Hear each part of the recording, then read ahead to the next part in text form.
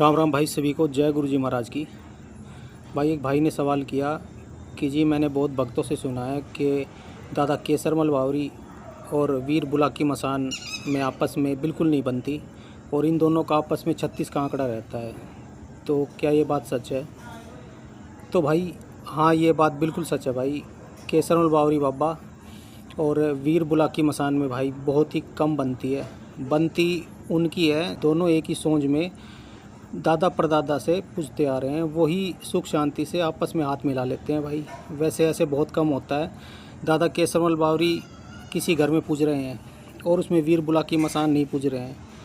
और अगर ऐसा हो कि वो भगत लेना चाहे अपने गुरु उस्ताद से या कभी गलती से ले भी आए, तो भाई मैं आपको बता दूं, दादा केसरमल बावरी को इस बात से बहुत ही ज़्यादा चिढ़ होती है।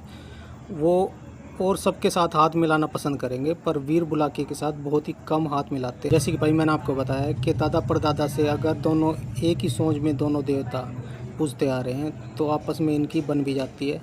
वैसे इनकी बहुत ही कम बनती है। लड़ाई गद्दी की होती है भाई, इन दोनों की गद्दी की लड़ाई होती है। केसरमल बावरी हमेशा गद्दी के लिए लड़ने वाले देवता हैं भाई।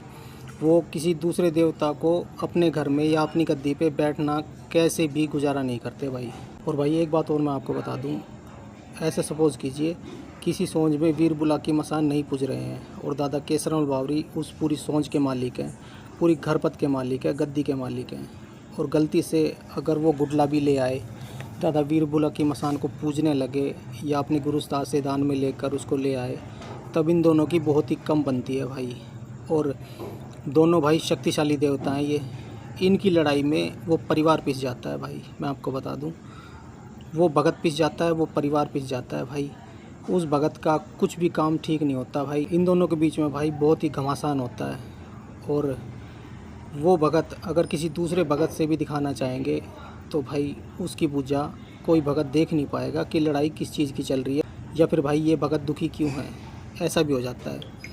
और एक लक्षण और मैं आपको बता दूं, अगर किसी घर में केसरमल बावरी बाबा पूज रहे हैं और भाई वीर बुलाकी मसान नहीं है और गलती से घर में आ जाएं, भाई उसी भगत के शीश पे दादा केसरमल बावरी हमेशा चढ़े रहेंगे। हमेशा उस भगत को गुस्सा आया रहेगा। गुस्सा इसी चीज़ का रहेगा वैसे, जो आप समझ रहे हो और जो मैं समझाने की कोशिश कर रहा हूँ। एक दूसरे को भाई ये देखिए, बुलाकी मसान तो केसरमल बावरी के साथ मना लेते हैं अपनी, ठीक है, पर लेकिन केसरमल बावरी बुलाकी मसान के साथ कभी चुप नहीं बैठते भाई। उनके साथ कभी हाथ नहीं मिलाते।